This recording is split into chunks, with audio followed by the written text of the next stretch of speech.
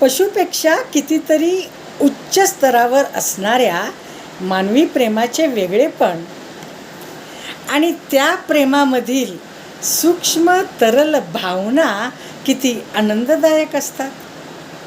दुसऱ्यास न जाणवणारा पण प्रेमीजनामध्ये फुलणारा खुलणारा सुगंधी गुलाब आणि त्याच्या शब्दागणिक मनाला मोहविणारा सुगंधी दर्प हा नक्कीच मानवामधील प्रेमाचे आगळेवेगळेपणच दर्शवितो. भाषा ही परमेश्वराने मानवाला बहाल केलेली देणगी. या भाषेमुळेच प्रामुख्याने केवळ तनाच्या पातळीवर असणारे पशुमधले प्रेम आणि मानवाच्या हृदयात, मनात, ओठात आणि शब्दात फुलणारे प्रेम यात जमीन आसमानचे अंतर आहे हे विसरून चालणार नाही. तर अशा या मानवी मनात उमटणाऱ्या आणि तरंगणाऱ्या भावभावनांचा प्रेमाविष्कार या कवितेमधून माझ्या या कवितेचे शीर्षक आहे आगळं वेगळं. तो म्हणतो तिला जेव्हा तू मला आवडते. तो म्हणतो तिला जेव्हा तू मला आवडते. हृदय तिच्या हिरवीगार कोवळी पालवी पालवते.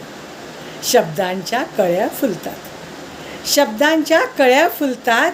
गंध त्यास मोगऱ्याचा बांधत झुला मनातच आकाशातील ताऱ्यांचा. लाजून गाल लाले लाल, लाजून गाल लाले लाल शब्द असतात मनातच. चिंब चिंब भिजलेली वळव्याच्या त्या सऱ्यातच. इंद्रधनुचे सप्तरंग साठवून दोघे डोळ्यातच.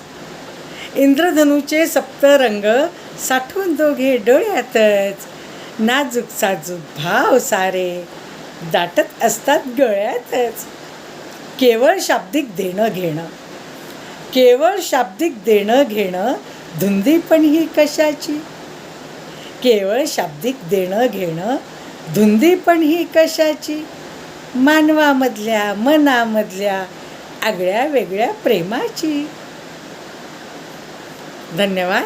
मी डॉक्टर छाया जैन, कवयित्री असून होमिओपॅथ तज्ज्ञ आहे. माझा पत्ता छत्रपती संभाजीनगर.